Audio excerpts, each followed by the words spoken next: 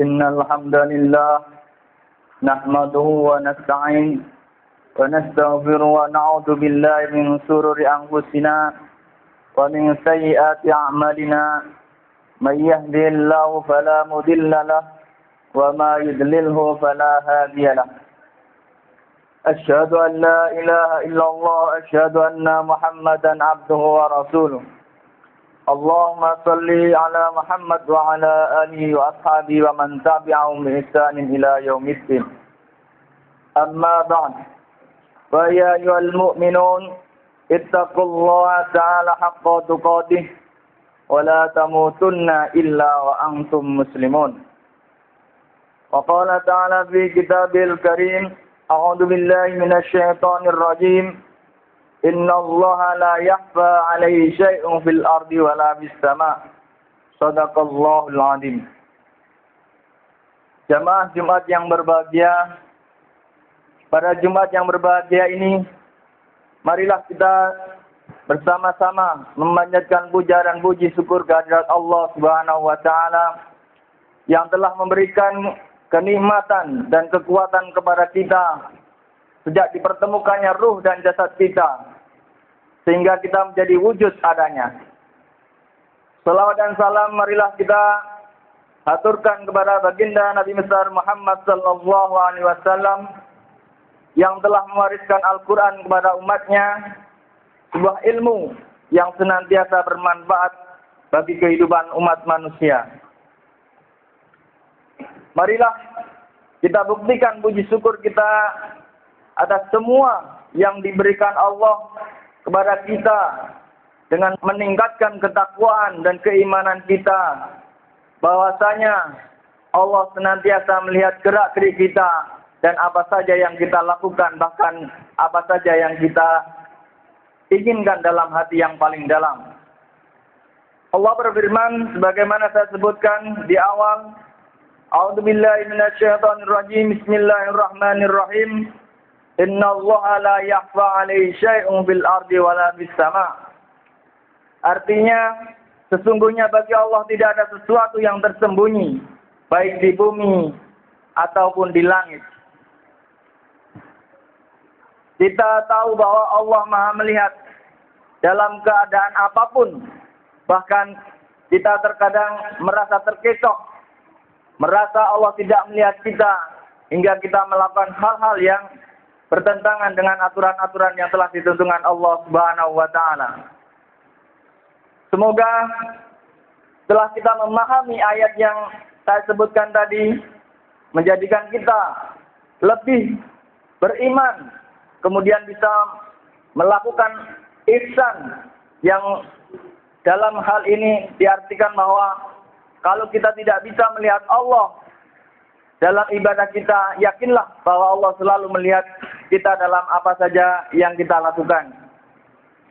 Nabi SAW bersabda, sebagaimana dicatat oleh Imam Muslim dalam kitabnya, dari Umar bin Khattab radhiyallahu an, Umar bersabda, pada suatu ketika kita semua duduk di sisi Rasulullah SAW, tiba-tiba muncullah di hadapan kita seorang laki-laki yang putih pakaiannya, dengan rambut yang hitam klemis.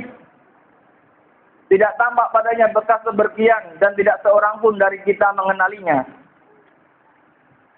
Sehingga duduklah orang tadi di hadapan Nabi besar Muhammad sallallahu alaihi wasallam, lalu menyandarkan kedua lututnya kepada lutut Nabi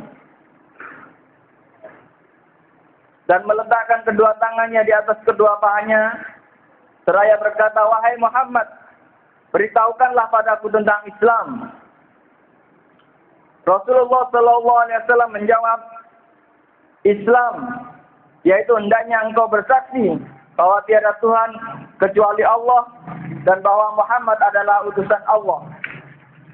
Dan juga hendaklah engkau mendirikan salat, menunaikan zakat, berpuasa pada bulan Ramadan dan melakukan haji ke Baitullahil Haram jika sudah mampu." Kemudian orang tadi berkata, "Tuhan benar."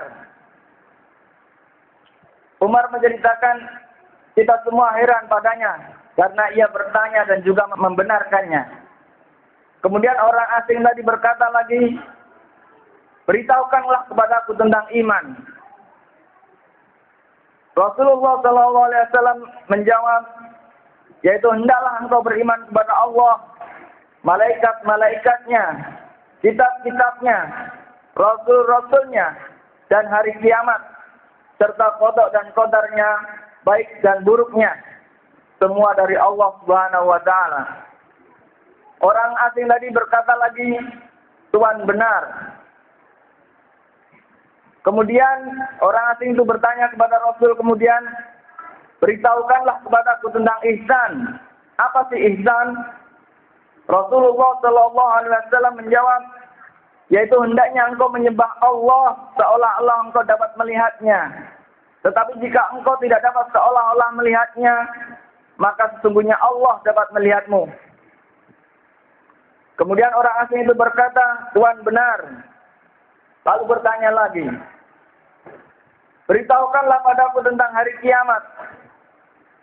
Rasulullah SAW menjawab, orang yang ditanya tidaklah lebih tahu daripada orang yang menanyakannya. Orang itu pun kemudian melanjutkan pertanyaannya. Jika begitu beritahukan kepadaku, apa tanda-tandanya kiamat? Rasulullah menjawab, yaitu apabila seorang hamba melahirkan tuannya. Dan apabila engkau melihat orang-orang yang tidak beralas kaki, orang-orang yang telanjang, orang-orang yang miskin, orang-orang yang pengembala kambing, yang sekarang sudah bermegah-megahan di gedung-gedung yang besar, karena sudah menjadi kaya raya, dan bahkan menjabat sebagai pembesar-pembesar negara. Selanjutnya, orang asing tadi pergi. Kemudian, sahabat Umar merapat kepada Nabi Muhammad SAW, dan Rasul bertanya kepada Umar, wahai Umar, adakah engkau tahu siapakah orang yang bertanya tadi? Umar menjawab, Allah dan Rasulnya lah yang lebih mengetahuinya. Kemudian Rasulullah SAW bersabda, sesungguhnya orang tadi adalah malaikat Jibril. Ia datang untuk memberikan pelajaran tentang agama kepada manusia. Dari hadis ini kita mendapat 3 hal tentang Islam, iman, dan ihsan. Orang awal-awalnya mungkin harus melaksanakan rukun Islam, kemudian meningkatkannya menjadi rukun iman, dan kemudian jika sudah mampu harus mencapai derajat ihsan, yaitu beribadah seolah-olah kita bisa melihat Allah. Dan kalau kita bisa melihat Allah, kita tidak akan neko-neko, tidak akan macam-macam, dan tidak akan ngantuk, tidak akan ceroboh, dan tidak akan lupa apa saja yang kita lakukan dalam ibadah kita. Dalam hadis di atas, kita bisa mengambil beberapa hal di antaranya. Mendirikan sholat. Apa sih yang dinamakan mendirikan sholat? Mendirikan sholat bukanlah semata-mata menjalankan sholat, akan tetapi harus dipenuhi pula syarat-syarat serta rukun-rukunnya, dan ditempatkan juga selalu menurut sesuai dengan waktu-waktunya. Yang kedua, tentang keimanan, percaya kepada Allah. Jadi jangan sampai kita menganggap bahwa Allah itu tidak ada, karena sebagian orang menganggap bahwa Tuhan itu tidak ada kecuali yang bisa dilihat. Sebagaimana orang-orang yang menyeleng dari sebagian orang Bani Israel, ketika diajak percaya kepada Allah, mereka minta, tunjukkanlah kepadaku agar aku bisa melihat Tuhan itu langsung dari mataku. Kemudian yang ketiga tentang malaikat. Siapa malaikat itu? Malaikat adalah makhluk Allah yang terbuat dari cahaya. Malaikat itu tidak akan bisa memenuhi ruangan. Jadi satu ruangan itu bisa dipenuhi dengan beribu-ribu malaikat, berjuta-juta malaikat, sebagaimana satu ruangan itu bisa dipenuhi dengan berjuta-juta lampu, berjuta-juta cahaya. Kemudian percaya dengan kitab-kitab Allah. Di antaranya yang harus kita percaya minimal ada 4 kitab, yaitu Taurat, Zabur, Injil, dan Al-Quran. Adapun sebagai umat Islam kita harus mengetahui Al-Quran secara detail agar kita tidak tercampur aduk dengan kitab-kitab yang lain yang mungkin sudah tidak sesuai dengan keinginan Allah Subhanahu wa taala. Kemudian selanjutnya percaya kepada para rasul. Artinya kita mempercayai semua rasul, baik sebelum kita atau dekat dengan kita. Di antaranya mulai Nabi Adam hingga Nabi Muhammad. Kita diajarkan percaya minimal 25 rasul. Meskipun Nabi itu lebih dari 124.000 jumlah Nabi. Kemudian kita juga dianjurkan percaya kepada hari akhir. Karena sebagian orang di dunia tidak percaya dengan hari akhir atau hari pembalasan. Maka dia di dunia berlaku semena-mena, berlaku seenaknya saja, dan berkata tidak sesuai dengan yang seharusnya. Kemudian juga termasuk dari rukun iman adalah percaya dengan qada dan qadar. Qada qadar adalah takdir yang sudah ditentukan Allah Subhanahu wa taala, yang kita mau atau tidak mau akan menemuinya. Makanya semoga kita menjadi orang-orang yang percaya dengan semua yang ditentukan Allah Subhanahu wa taala, dan menjadikan kita menjadi orang yang kuat imannya, bertambah imannya, dan diberkahi dalam kehidupannya di dunia dan di akhirat.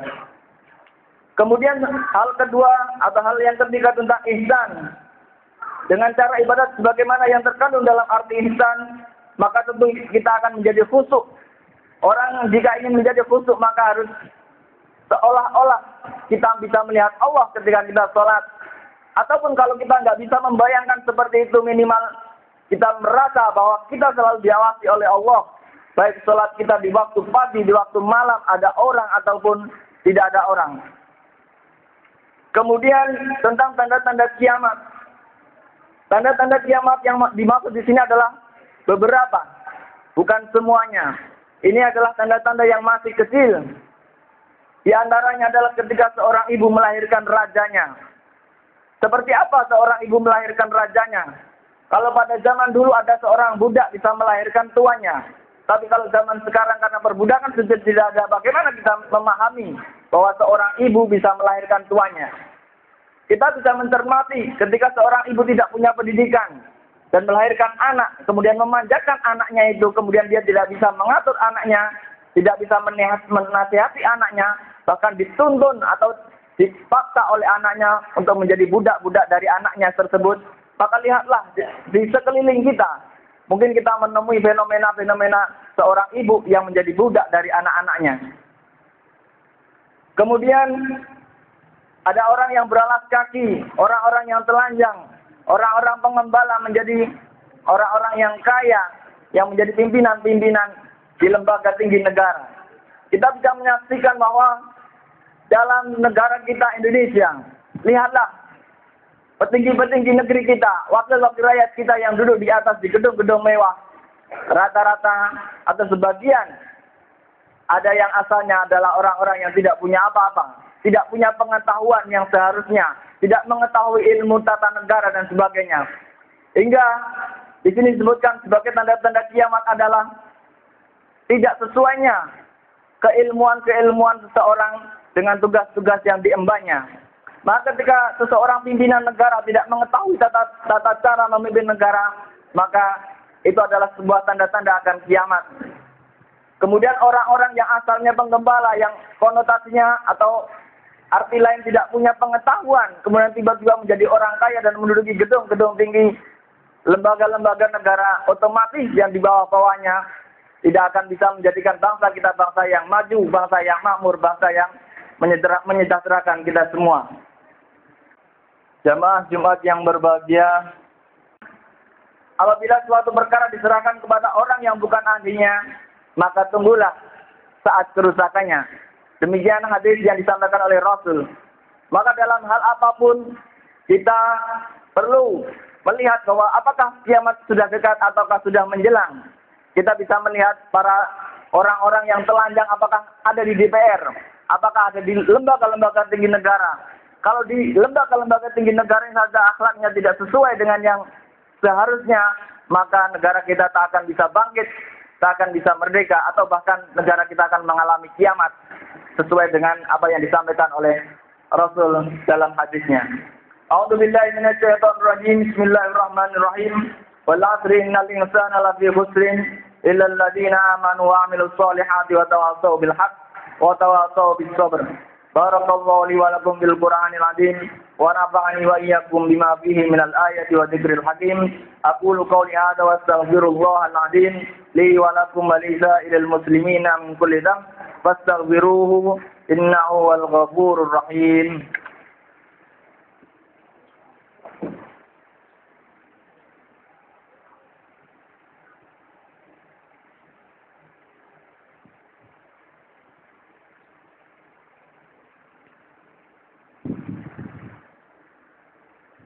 Alhamdulillahilladzi hadana li hadza wa ma kunna linahtadiya laula an hadana Allah. Asyhadu an la ilaha illallah wa la syarika lah wa asyhadu anna Muhammadan abduhu wa rasuluh. Allahumma shalli ala Muhammad wa ala ali sayyidina Muhammad wa ashabi wa man tabi'ahum bi ihsan ila yaumiddin. Amma ba'du fa ya ayyuhal mu'minun ittaqullaha ta'ala haqqa tuqatih wa la tamutunna illa wa antum muslimun. Inna Allaha wa malaikatahu yusalluna 'alan nabi ya ayyuhalladzina amanu sallu 'alaihi wa sallimu taslima.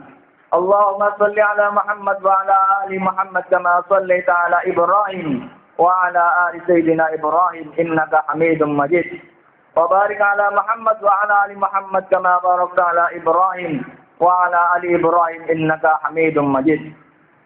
Jemaat-jemaat yang berbahagia, dalam hadis lain diceritakan dari Abu Hurairah radhiyallahu an bahwasanya ia mendengar Nabi bersabda, sesungguhnya ada 3 orang dari kaum Bani Israel, yaitu orang supak atau orang yang belang-belang kulitnya, kemudian orang botak dan orang buta.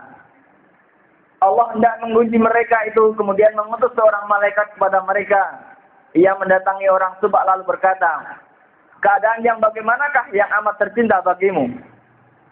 Orang yang belang berkata, warna yang baik dan kulit yang bagus. Juga lenyaplah kiranya penyakit yang menyebabkan orang-orang itu jijik kepada saya. Malaikat itu lalu mengusapnya dan lenyaplah kotoran-kotoran dari tubuhnya. Dan Allah mengaruniai warna yang baik dalam kulitnya. Malaikat itu berkata, harta macam apa yang amat tercinta bagimu? Orang itu menjawab, unta. Atau di dalam riwayat lain dikatakan lembu. Lalu ia dikasihkan lembu yang sudah bunting atau sudah hampir melahirkan. Kemudian malaikat berkata, semoga Allah memberi keberkahan untukmu dalam unta ini. Malaikat itu kemudian mendatangi orang yang kedua, yaitu orang yang botak kepalanya atau kena penyakit di dalam kepala. Kemudian berkata kepada orang itu, keadaan yang bagaimanakah yang amat tercinta bagimu?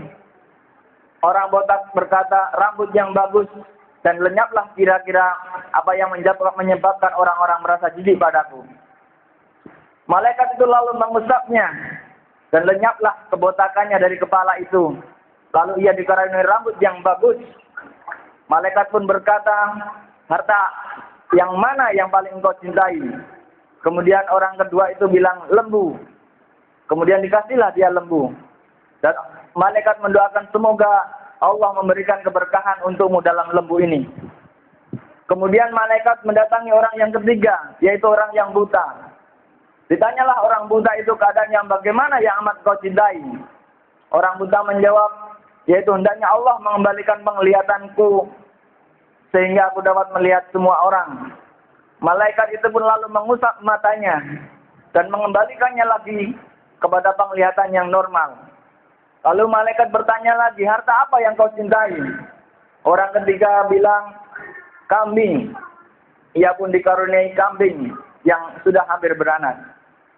Kemudian dari apa saja yang diberikan oleh Allah kepada orang-orang tadi, ada yang dikasih unta, dikasih lembu, kemudian dikasih kambing, itu beranak dan beranak hingga banyaknya menyerupai lembah ketika digembalakan. Jadi saking banyaknya hartanya itu berkembang hingga pada suatu saat malaikat ingin menguji. Malaikat datang lagi kepada orang-orang yang telah diberi karunia Allah tadi dengan posisi di mana orang tadi menderita. Jadi malaikat menyamar sebagaimana orang itu pada awalnya. Ketika malaikat itu mendatangi orang yang asalnya supak atau asalnya punya penyakit belang, malaikat itu menyamar seperti orang yang kena penyakit belang. Kemudian malaikat itu berkata, saya adalah orang miskin, sudah terputus semua sebab-sebab untuk memperoleh rezeki bagiku dalam bepergian ini. Maka tidak ada yang dapat menyampaikan maksudku pada hari ini kecuali Allah. Kemudian dengan pertolonganmu, saya meminta padamu atas nama Allah yang telah mengaruniakan padamu warna yang baik dan kulit yang bagus, dan harta pula yang banyak, sudi kiranya engkau menyampaikan maksudku dalam bepergianku ini, untuk sekedar menjadi bekal perjalananku. Tapi apa kata orang supak atau kata orang yang kulitnya belang? Beliau menjawab seperti ini. Keperluan-keperluanku masih banyak sekali. Jadi orang supak tadi tidak memberikannya dengan alasan, maaf, kebutuhannya masih banyak. Seperti itu. Kemudian malaikat berkata lagi, sepertinya saya mengenal Anda. Bukankah engkau dahulu orang yang berpenyakit belang dan dijidiki semua orang? Bukankah engkau dulu orang fakir, kemudian Allah mengaruniakan harta padamu? Orang sumpah ini masih membantah, orang yang punya penyakit ini masih membantah lagi. Tidak, semua harta ini saya mewarisi dari nenek moyangku, dan mereka pun dari nenek moyangnya pula. Malaikat itu pun kemudian berkata, jikalau engkau berdusta dari apa yang kau sampaikan, bahwa apa saja yang kau miliki dari harta-harta itu adalah harta warisan, maka Allah akan menjadikan engkau kembali seperti keadaanmu semula. Kemudian malaikat mendatangi orang yang kedua, orang yang botak, orang yang punya penyakit di kepalanya. Sama, malaikat mengatakan bahwa saya membutuhkan sesuatu untuk menjadi bekal perjalanan saya sampai pada tujuan.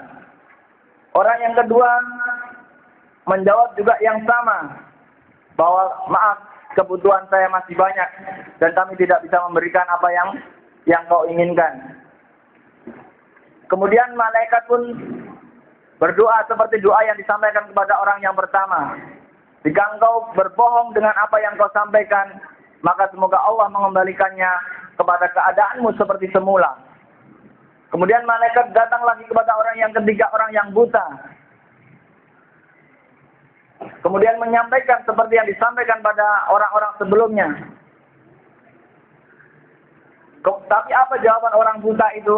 Orang buta itu menjawab, saya dahulu pernah menjadi orang buta. Kemudian Allah mengembalikan penglihatan padaku. Maka oleh sebab itu ambillah mana saja yang engkau inginkan dan tinggalkanlah mana saja yang engkau inginkan. Demi Allah, saya tidak akan membuat kesukaran padamu karena tidak meluluskan permintaanmu pada hari ini dengan sesuatu yang engkau ambil karena mengharapkan keridhaan Allah Subhanahu wa taala.